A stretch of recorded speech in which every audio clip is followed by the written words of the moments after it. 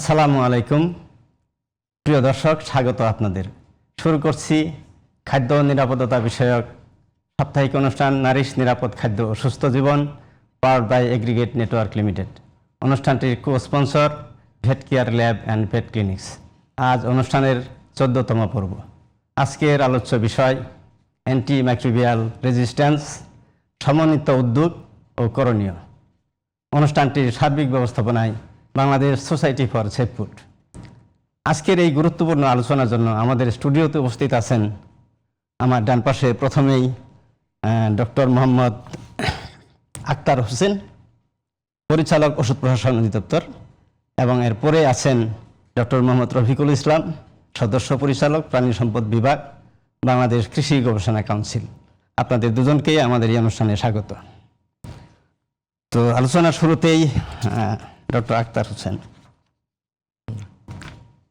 আমি আপনার কাছে আসবো। ডক্টর রফিকুল ইসলাম, আপনার কাছে একটা বিষয় জানতে চাইব, এটা খুবই গুরুত্বপূর্ণ। সেটা হলো যে অ্যান্টি মাইক্রোবিয়াল রেজিস্ট্যান্স, এটা আমরা শুনি, AMR নামে শুনি, ব্যাপক পরিচিত আমাদের। এটা আসলে কি জিনিস, দর্শকদের যদি সহজ ভাষায় বলেন। ধন্যবাদ। আমি প্রথমে ধন্যবাদ জানাচ্ছি Bangladesh society for safe food এবং জিটিপিকে এরকম একটি জনগুরুত্বপূর্ণ অনুষ্ঠান আয়োজনের জন্য। আসলে অ্যান্টি মাইক্রোবিয়াল রেজিস্ট্যান্স বা সংক্ষেপে যেটা বলি আমরা AMR, এটা অত্যন্ত গুরুত্বপূর্ণ একটা বিষয়। বিষয়টা যদি সংক্ষেপে বলি, এইটা হচ্ছে কোনো রোগ জীবাণু, যেমন এটা ব্যাকটেরিয়া হতে পারে, ভাইরাস হতে পারে, পরজীবী হতে পারে, বা অন্য কোনো জীবাণু হতে পারে, তার হচ্ছে অ্যান্টিবায়োটিক বা ওষুধের বিরুদ্ধে একটা প্রতিরোধ ক্ষমতা গড়ে তোলা। অর্থাৎ আমি রোগ জীবাণুর যখন আমি অসুস্থ হলাম, আমি ওষুধ খেলাম কিন্তু ওষুধটা কাজ করছে না, অর্থাৎ জীবাণুটা একটা প্রতিরোধ ক্ষমতা তৈরি করে ফেলেছে। এটা হচ্ছে সংক্ষেপে AMR বা অ্যান্টি মাইক্রোবিয়াল রেজিস্ট্যান্স। এটা যদি আমরা বলি, শুধু এটা কিন্তু একটা রোগীর সমস্যা না, এটা সারা বিশ্বে একটা বৈশ্বিক সমস্যা। সারা পৃথিবীতে এই সমস্যাটা দেখা দিয়েছে। এটা শুধু আমাদের মানুষের ক্ষেত্রে সমস্যাটা, এটা পশু পাখির সমস্যা, মানুষের সমস্যা এবং পরিবেশগত সমস্যা। সুতরাং এটা অত্যন্ত গুরুত্বপূর্ণ একটা বিষয়। আর এটা যদি কারণগুলো একটু সংক্ষেপে বলি, সেটা হচ্ছে আমরা ডাক্তারের পরামর্শ ছাড়া অযথা অ্যান্টিবায়োটিক ব্যবহার করা, প্রেসক্রিপশন ছাড়া আমরা অ্যান্টিবায়োটিক ব্যবহার করা, তারপর ডাক্তার আমাকে যে ডিউরেশনে অ্যান্টিবায়োটিকটা ব্যবহার করার কথা বলেছে সেটা না করে 2-1 দিনের মধ্যে অ্যান্টিবায়োটিকটা ছেড়ে দেওয়া, প্রপার ডোজ যেভাবে দেওয়ার কথা সেটা মেনটেন না করলে তখন আস্তে আস্তে এই রোগ জীবাণুগুলা প্রতিরোধ ক্ষমতা তৈরি হয়। এটাই হচ্ছে আমাদের সংক্ষেপে AMR, অ্যান্টি মাইক্রোবিয়াল রেজিস্ট্যান্স। ধন্যবাদ আপনাকে। আপনার কাছে পরবর্তীতে আসবো। ডক্টর আক্তার হোসেন, আপনার কাছে জানতে চাই অ্যান্টি মাইক্রোবিয়াল রেজিস্ট্যান্স কি। আমরা ইতিমধ্যে জানতে পারলাম, তো এটি আসলে জনস্বাস্থ্যের জন্য কতটা ঝুঁকিপূর্ণ? ধন্যবাদ আপনাকে, ধন্যবাদ Bangladesh society for safe food, এবং ধন্যবাদ গাজী টেলিভিশন, তার সমস্ত কলাকুশলী এবং এদের মাধ্যমে সমস্ত দর্শক শ্রোতাদের।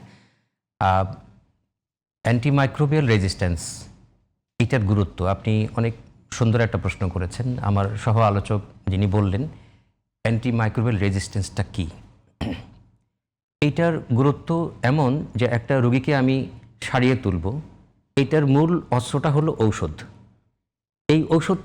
এই অস্ত্রটাই কাজ করছে না, সুতরাং তাকে আর ওই রোগ থেকে, যেমন নিউমোনিয়া আছে, বিভিন্ন রকম ইনফেকশন আছে, অনেক ধরনের অপারেশনের পরে একজন রোগীকে যেভাবে সারিয়ে তোলার যে বিষয়টা, এই হাতিয়ারটাই তখন কাজ করছে না। এই হাতিয়ার কাজ না করলে রোগী ধীরে ধীরে আরও খারাপের দিকে যাচ্ছে, শেষ পর্যন্ত মৃত্যু ঝুঁকি পর্যন্ত বেড়ে যাচ্ছে। একই সাথে রোগী প্রত্যাশা করছে যে আমি একটা ঔষধ খেয়েছি বা পেয়েছি, ধীরে ধীরে আমি ভালোর দিকে যাচ্ছি। যদি সে আগেই জানতো যে না, এই ওষুধ তার কাজ করবে না, সে কিন্তু বিকল্প একটা পথ বেছে নিতে পারে। রাইট। সুতরাং এই যে তাকে তার ইচ্ছার বিরুদ্ধে কালক্ষেপণ করে তাকে আরও ধীরে ধীরে মৃত্যুর দিকে ঠেলিয়ে দেওয়ার যে ঘটনাটা, এইরকম একটা ঝুঁকিপূর্ণ পরিস্থিতি সৃষ্টি হয় যখন অ্যান্টিবায়োটিক মানুষের শরীরে কাজ না করে।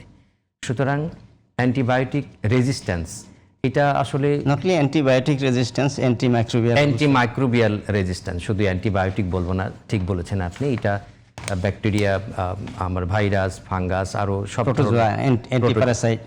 প্যারাসাইট। Thank you. হ্যাঁ, সবগুলোর বিরুদ্ধেই যেগুলো কাজ করে, প্রকারান্তরে প্রত্যেকটা জায়গায় এই ঔষধগুলো যদি কাজ না করে তাহলে আমরা একটা ভয়াবহ বিপর্যয়ের দিকে চলে যাব। তো এইটা সারা বিশ্বের একটা সমস্যা, এই বৈশ্বিক সমস্যা বাংলাদেশেও প্রকট আছে।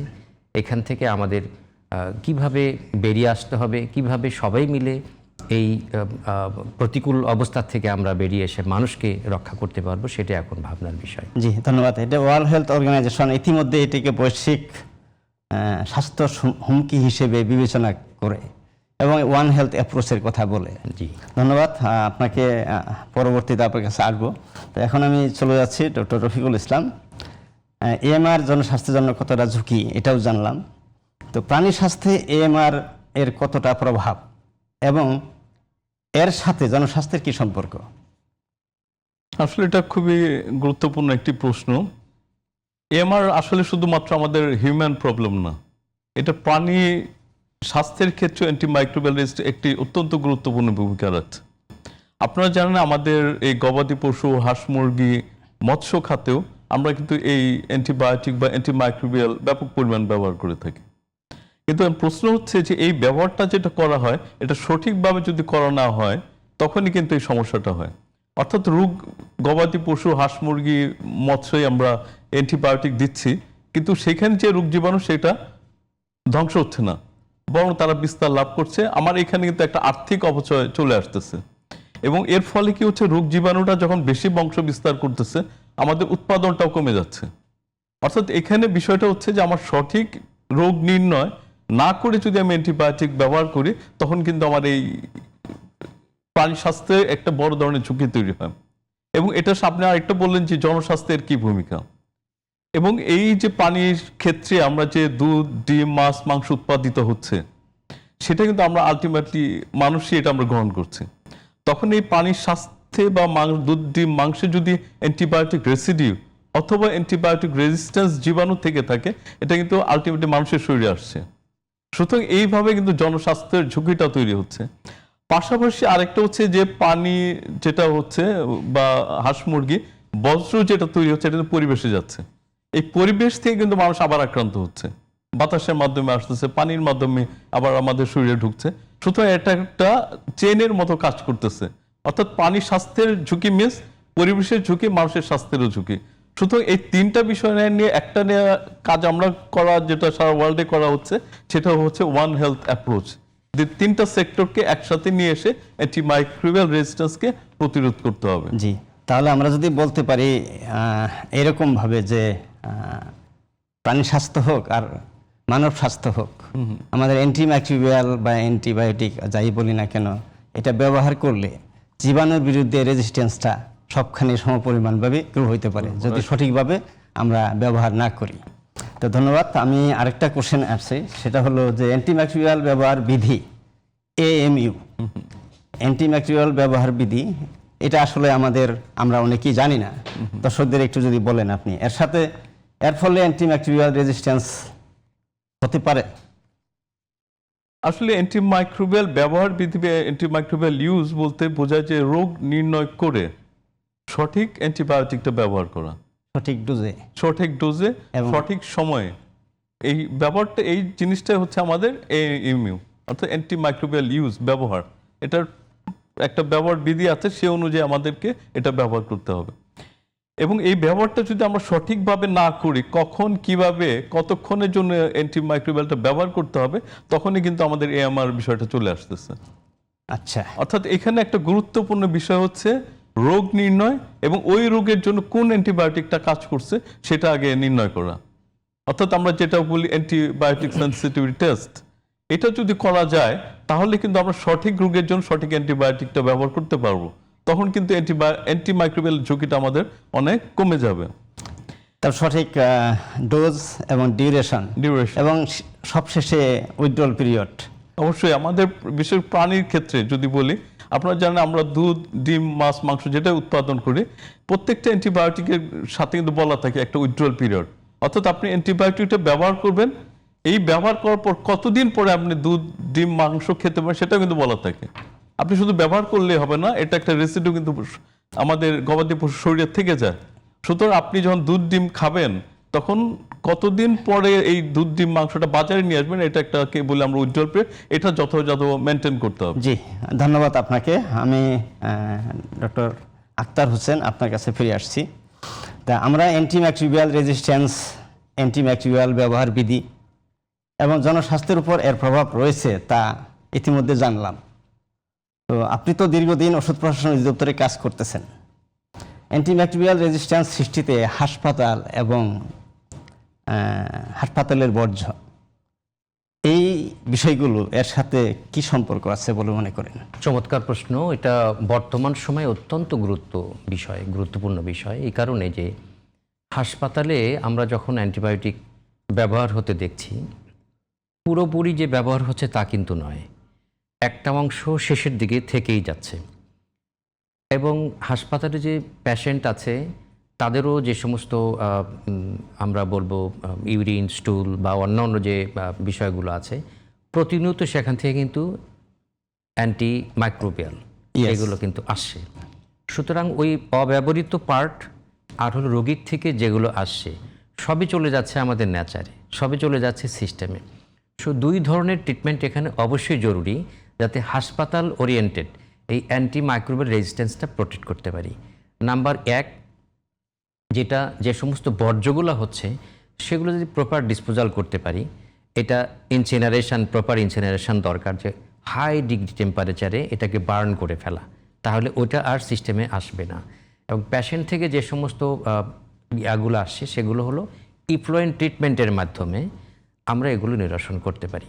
কিন্তু এই দুই জায়গায় যদি ঘাটতি আছে, বাংলাদেশের সবগুলো হাসপাতালে এই বর্জ্য ব্যবস্থাপনা এটা নিয়ে কাজ করছে স্ব ডিপার্টমেন্ট, কিন্তু লিমিটেশন এখন পর্যন্ত আছে যেটুকু জানি। তবে সেগুলো যদি ওভারকাম করে জাতীয় গুরুত্বপূর্ণ এই বিষয়ে সরকারের দৃষ্টি আকর্ষণ করা যায়, তারা সমন্বিতভাবে এগিয়ে আসেন যে না, মানুষকে বাঁচাবার জন্য আমাদের এই সুন্দর কাজে আসতে হবে। বিষয়টা এই যে আমার থেকে ছড়িয়ে গেল, মনে হয় যে আমার আর সমস্যা হবে না, এইটা ভাববার কোনো কারণ নেই।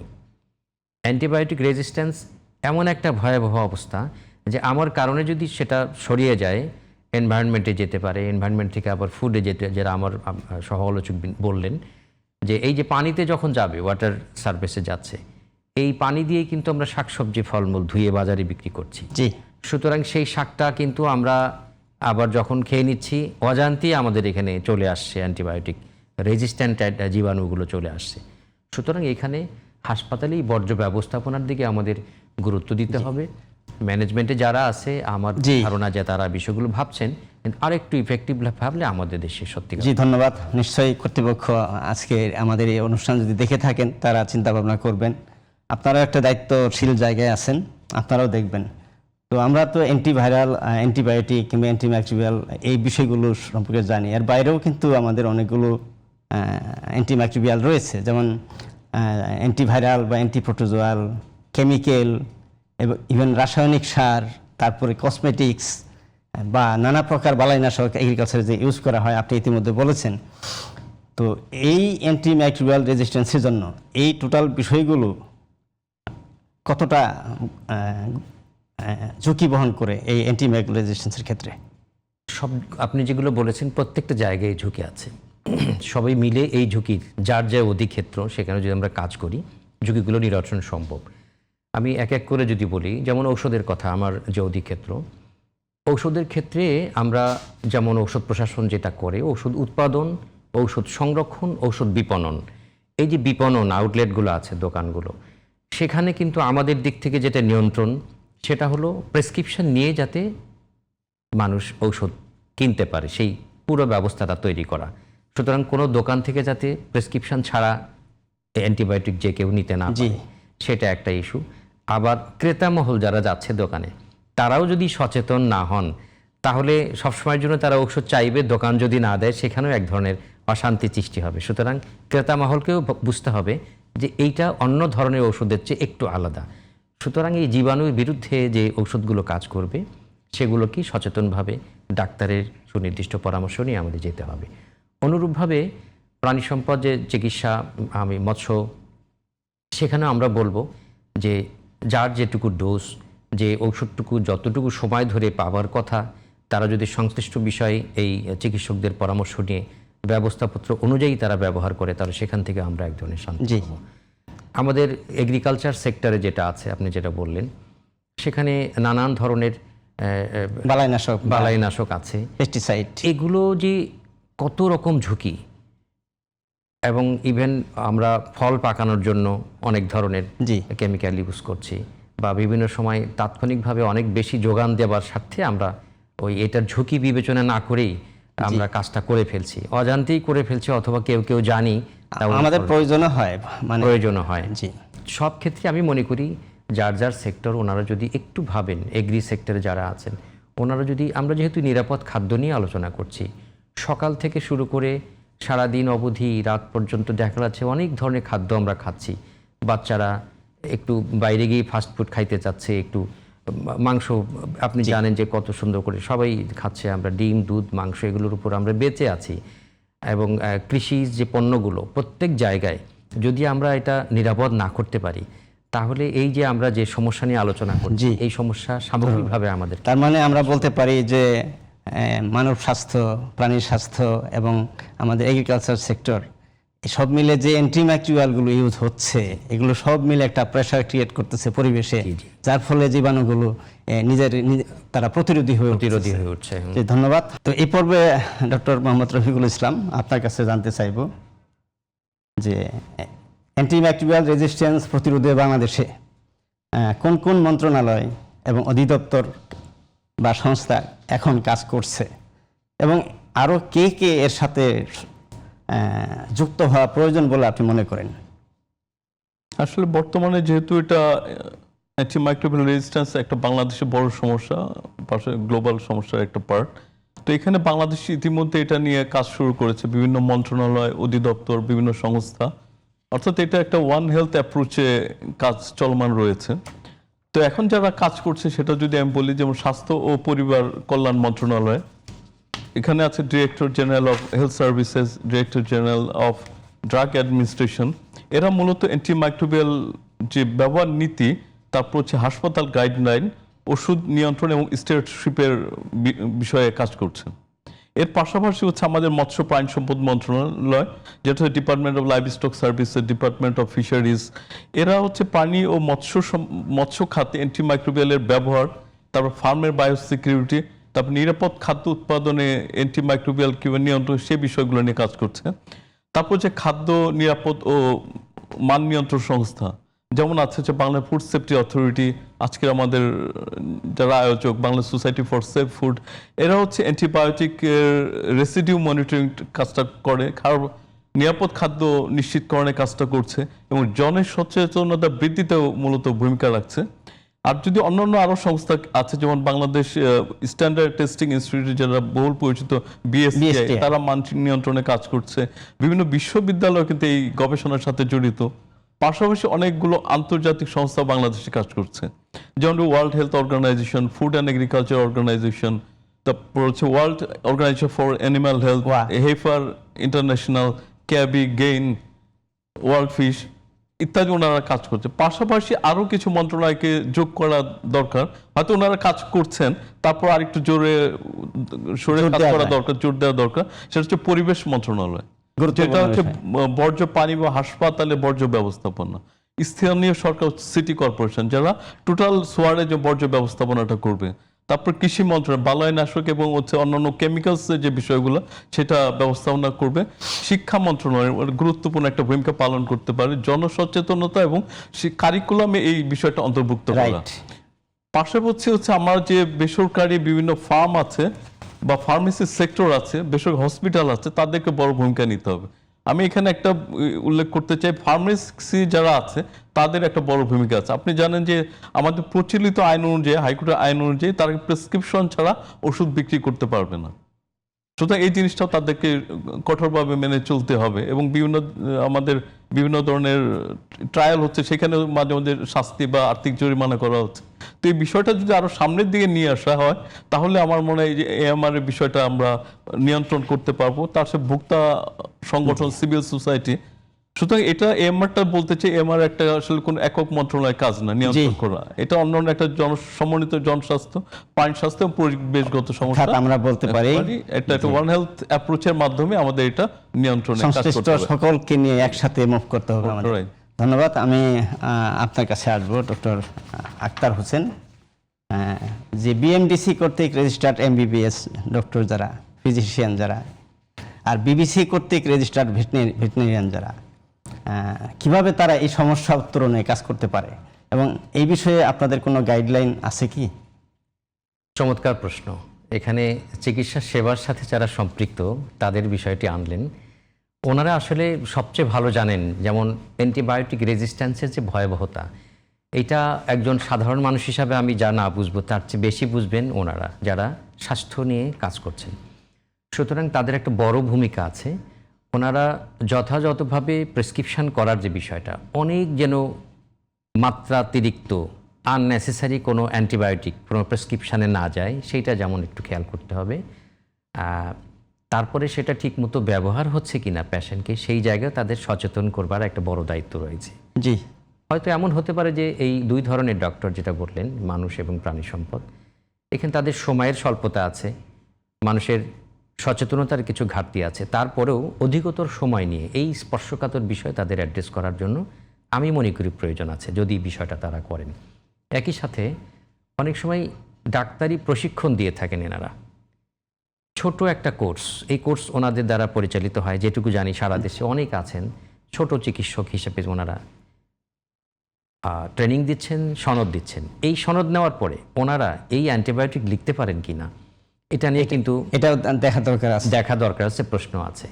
আমার ধারণা যে এই অ্যান্টিবায়োটিক মতো স্পর্শকাতর বিষয়গুলো এই রেজিস্টার্ড ফিজিশিয়ান যারা আছেন তাদের বা ভেটেরিনারিয়ান যারা আছে, রাইট, ভেটেরিনারিয়ান যারা আছে, এনারা যদি এনাদের মতো করে সচেতনভাবে হ্যান্ডেল করে, তাহলে যত্রতত্র অ্যান্টিবায়োটিক ওনারা কেউ লিখবে না, ব্যবহারের প্রবণতাও কমে আসবে। জি, একই সাথে আপনি যেটা বললেন, এইটা আমি মনে করি যে সবাইকে সচেতন করবার জন্য, এই রফিক ভাই যেটা বললেন, সবাইকে এঙ্গেজ যদি আমরা করতে পারি। আপনাদের গাইডলাইনটা আছে কিনা? গাইডলাইন, ইয়েস, গাইডলাইন আপনি দেখেন আমাদের থেকে যেটা ঔষধের বিষয়গুলো আমরা মনে করি যে অ্যান্টিবায়োটিকটাকে আমরা অত্যন্ত এখন সুন্দরভাবে দিচ্ছি। একটা অ্যান্টিবায়োটিক গেট আপ দেখলেই ওর উপরে লাল করে লেখা আছে অ্যান্টিবায়োটিক। আচ্ছা, আমাদের ঔষধের যে অনুমতি হয় বাংলাদেশে, সর্বোচ্চ একটা যে কমিটি, ড্রাগ কন্ট্রোল কমিটি, সেটার TCC সিদ্ধান্ত অনুযায়ী ওই গেট আপ মানে মোড়ক সামগ্রী যেটা আছে, কার্টুনের গায়ে বড় করে অ্যান্টিবায়োটিক লেখা আছে এবং সেটা প্রেসক্রিপশন ছাড়া নেওয়া যাবে না, সেই কথা উল্লেখ করা আছে।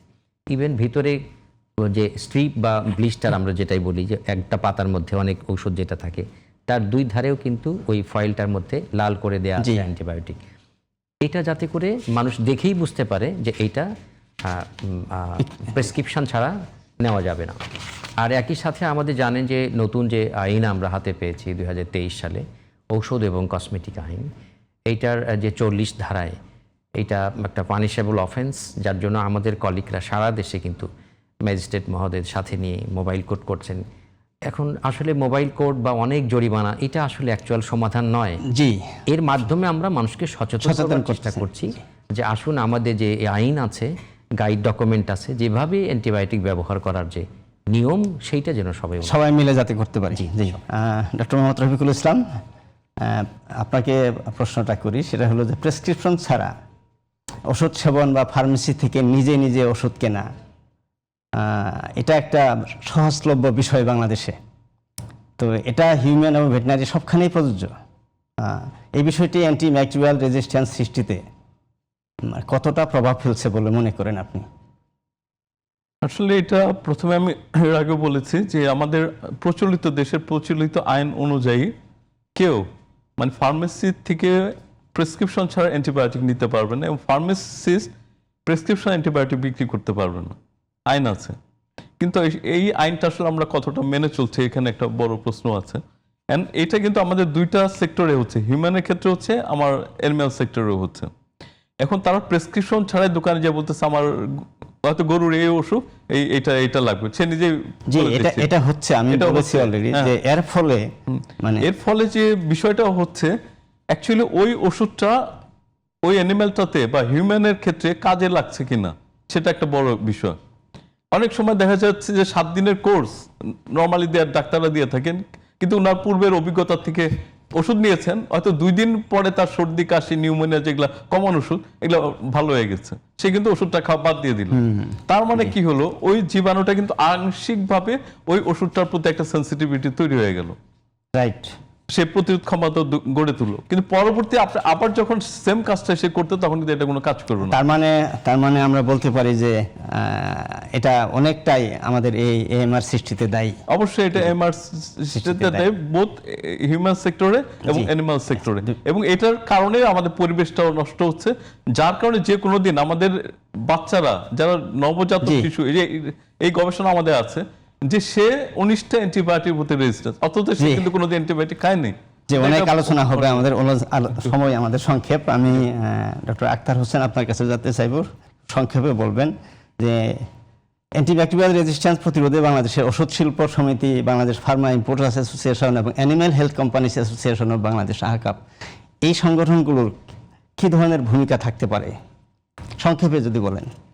এই সংগঠনগুলো আছেই হলো সেফ ঔষধ মানুষকে দেওয়ার জন্য। সেফ ওষুধ দিলে মানুষ এবং অ্যানিম্যাল এরা যেমন বেঁচে উঠবে, একই সাথে আগামী দিনে যেন সুস্থভাবে বেঁচে থাকতে পারে সেই পরিবেশটা নিশ্চিত হবে। সুতরাং এই সংগঠনগুলোর ব্যাপক গণসম্পৃক্ততা আছে, এনাদের হাতেই ঔষধগুলো ডিল হয়, ঔষধের কোথায় কতটুকু স্পর্শকাতরতা আছে এনারা ভালো জানেন। সুতরাং এই 3টা সংগঠন যার যার জায়গা থেকে যেটুকু অ্যান্টিবায়োটিক যাচ্ছে এটা প্রপারলি ইউজ হচ্ছে কিনা, এবং এটা যদি ইউজ না হয় সেক্ষেত্রে কার্যকরী ব্যবস্থা নেন, সবাইকে সম্পৃক্ত করেন, আমার ধারণা এখানে অনেক বড় একটা বেনিফিট আমরা পেতে পারি। জি, ধন্যবাদ। আমরা অনুষ্ঠানের শেষ দিকে চলে আসছি। ডক্টর রফিক, আপনি যদি বলেন যে এমআর প্রতিরোধে সমন্বিত উদ্যোগ প্রয়োজন, আমাদের টাইটেলও আজকে তাই, যে এই প্রসঙ্গে বারবার একটি কথা আমরা ব্যবহার করছি, ওয়ান হেলথ, এ বিষয়ে আপনার মন্তব্য জানতে চাই সংক্ষেপে। আসলে ওয়ান হেলথ একটা বড় মানে বৈশ্বিক একটা থিম বা পলিসি বলি, এটা বাংলাদেশে 2007 সাল থেকে এটা শুরু হয়েছে। সংক্ষেপে বলবেন। এবং ওয়ান হেলথটার পিছনে আমাদের সবগুলো অর্গানাইজেশন, এটা হিউম্যান সেক্টর, অ্যানিম্যাল সেক্টর, পরিবেশ সেক্টরকে মিলে এই ওয়ান হেলথটা গঠিত হয়েছে। অলরেডি আমাদের বাংলাদেশে একটা সেক্রেটারিয়েট আছে যে IADCR এর মধ্যে আছে। সুতরাং এই ওয়ান হেলথ কনসেপ্টে কিন্তু বাংলাদেশে কাজ করছে। এর পাশাপাশি বিভিন্ন ইন্টারন্যাশনাল অর্গানাইজেশনের সাথে যুক্ত, ওয়ার্ল্ড হেলথ অর্গানাইজেশন, জি অলরেডি বলেছেন আপনি। ইয়েস, এই অর্গানাইজেশনের মাধ্যমে এখন বাংলাদেশে ওয়ান হেলথের অ্যাপ্রোচে কাজ হচ্ছে। আমরা আশা করতে পারি ভবিষ্যতে এই অ্যাপ্রোচের মাধ্যমে আমরা অ্যান্টিমাইক্রোবিয়াল রেজিস্ট্যান্স আমরা নিয়ন্ত্রণ। অনেক ধন্যবাদ। আমি একটা আপনাকে খুব ক্রিটিক্যাল প্রশ্ন করব আমি এই ব্যাপারে, সেটা হলো যে আমাদের প্রতি বছর আমাদের মা শিশু জন্ম দেয় প্রায় 35 লাখ মা। এই শিশু জন্ম দেওয়ার সময় এর সিজারিয়ান অপারেশন হয় 45%, ডাটা বলে। তার মানে 16 লাখ মা, 16 লাখ শিশু এই সিজারিয়ান অপারেশনের মাধ্যমে আসতেছেন। ওরা কিন্তু হায়ার অ্যান্টিবায়োটিক, হায়ার ডোজে নিচ্ছেন। এর ফলে কি আমাদের অ্যান্টিমাইক্রোবিয়াল রেজিস্ট্যান্স তৈরি হচ্ছে না? সংক্ষেপে যদি। অ্যান্টিমাইক্রো রেজিস্ট্যান্স তো বিভিন্নভাবেই তৈরি হচ্ছে। আপনি যে স্পর্শকাতর একটি ডেটা দিলেন, এটা নিঃসন্দেহে অ্যান্টিবায়োটিক তৈরি হচ্ছে, অ্যান্টিবায়োটিক ব্যবহার হচ্ছে, ব্যবহার যেখানেই হচ্ছে সেখান থেকে রেজিস্ট্যান্সের একটু ঝুঁকি থাকেই। সুতরাং যে কোনো পারপাসই ব্যবহার হোক, সেটা যাতে সচেতনভাবে ব্যবহার করা যায়, সেটা যাতে আপকামিং ডেসে আমাদের ক্ষতির কারণ না হয়ে দাঁড়ায়, সেই দিকে যদি আমরা নজরদারি করি, আশা করি এই ঝুঁকি আমরা সমন্বিতভাবে সবাই মোকাবেলা জি, করতে পারব। অনেক ধন্যবাদ, অনেক ধন্যবাদ আপনাদের মূল্যবান সময় দেওয়ার জন্য। দর্শক, আজকে অনেক গুরুত্বপূর্ণ আলোচনা আপনারা জানতে পারলেন। তো আমাদের সময় একদম শেষ। বিদায় নেওয়ার আগে আপনাদেরকে বলতে চাই, কোনো গুজব, ভুল বা আংশিক ধারণা নয়, বরং সমাজের বাস্তব চিত্র মাধ্যমে বিজ্ঞানভিত্তিক তথ্য দিয়ে সমাজের সর্বস্তরের মানুষকে নিরাপদ খাদ্য সম্পর্কে সচেতন করাই হবে এই অনুষ্ঠানের মূল লক্ষ্য। ভালো থাকুন, সুস্থ থাকুন। দেখা হবে আগামী শনিবার একই সময়ে অন্য কোনো বিষয় নিয়ে। আল্লাহ হাফেজ।